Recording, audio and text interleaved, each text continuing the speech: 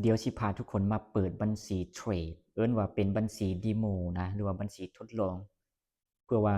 เอิ้นว่าใช้ในการฝึกเทรดโดยเฉพาะก็คือมือใหม่นะเดี๋ยวไปเบิ่งกันซึ่งว่าหลังจากที่ว่าเฮาล็อกอินหลังจากที่ว่าสมัครปุ๊บ KYC ปุ๊บล็อกอินเข้าไปปุ๊บเดี๋ยวมันสิหน้านี้ขึ้นมาจากนั้นเลื่อนลงมาแล้วก็มันสิขึ้นคำว่าบัญชีดีโมนี่นะก็คลิกเข้าไป หลังจากที่ว่าคลิกเข้าไปปุ๊บเลื่อนลงมา มันสิขึ้นคำว่าเปิดบัญชีก็คลิกเข้าไป จากนั้นเอิ้นว่าข้อมูลพวกนี้ก็คือเป็นข้อมูลของเรากับป้นเข้าไป อันดับแรกก็คือชื่อนั่นเองป้นเข้าไป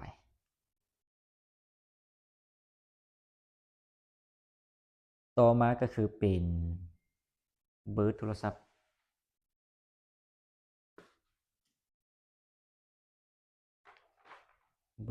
ของเรานะ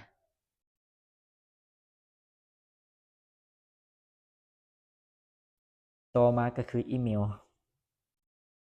เป็นอีเมลตัวที่ว่าเราสมัครระบบนั่นเอง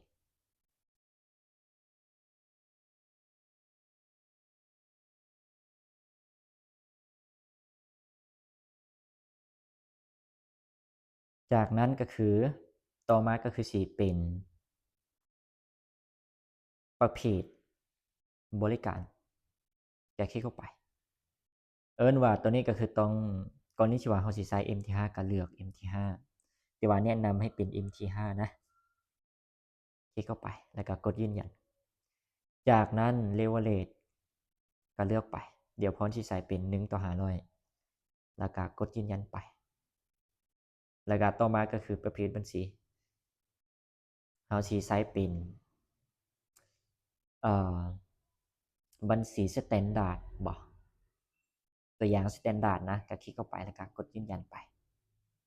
จากนั้นจำนวนเงินอยากได้เท่าไหร่1,000บ่10,000บ่ยืนยันจากนั้นก็คือกดยอมรับนี้ลืมตัวนี้ก็คืออีเมลนี่นะหลังจากป้อนอีเมลปุ๊บต้องได้กดส่งก่อนอันนี้เป็นยืนยัน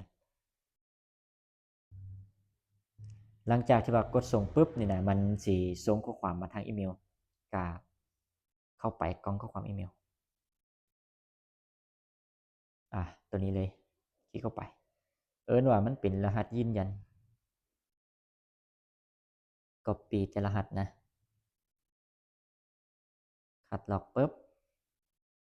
แล้วก็มาวางใส่จากนั้นก็กดยืนยัน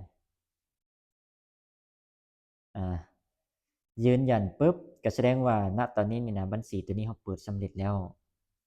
จากนั้นก็คือมันสิส่งข้อมูลมาทางอีเมลแล้วก็เราเอาข้อมูลตัวนั้นไปผูกกับMT5 หรือว่าแอปเทรดนั่นเองนะเดี๋ยวรอเบิ่งมันส่งมาแล้วหรือยังตอนนี้มันก็ส่งมาแล้วมันแจ้งว่า Demo Account Open Success จะคลิกเข้าไปจากนั้นก็คือมันสิมีเนื่องมากับรายละเอียด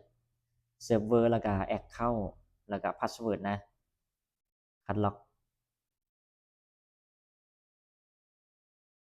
ที่จริงเฮาบ่คัดล็อกก็ได้พิมพ์เอาก็ได้แล้วก็มาเข้าแอป MT5 ของเฮาจากนั้นก็คือเข้าไปตั้งค่าปึ๊บแล้วก็เข้าบนนี้นะคลิกบนนี้เลยคลิกเข้าไปปึ๊บแล้วก็กดไม้บวกนี่จากนั้นก็คือค้นหาวางเซิร์ฟเวอร์ใส่ก่อนนี้มันบกขึ้นอย่างซี่ก็ลบ MT5 ออกแล้วก็มันก็สิขึ้นมาจากนั้นก็คลิกเข้าไปซื้อการลงเข้าไซต์ก็คือปิดแอคเคาท์นั่นเองมาคัดล็อกมาแล้วก็มาวางใส่ส่วนรหัสผ่านก็คือสิเป็นพาสเวิร์ดตัวนี้คัดล็อกจากนั้นก็คือมาวางใส่จากนั้นก็คือกดลงสื่อเข้าไซต์กดปุ๊บเดี๋ยวยอดเงินมันขึ้นมาโอ้ผิด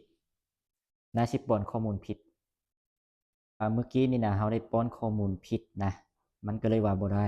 มาเอาใหม่เพราะว่าเราคัดลอกเอิ้นว่าพาสเวิร์ดเนี่ยมันได้ยะวางมันก็เลยว่าบ่ได้มาเอาใหม่นะก็เฮ็ดแบบเก่านะเฮ็ดแบบเก่าแล้วก็เข้าไปแอป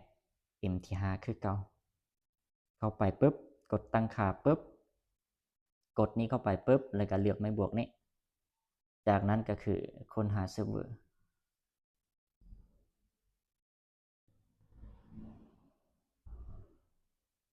แล้วก็คลิกเข้าไปตัวนี้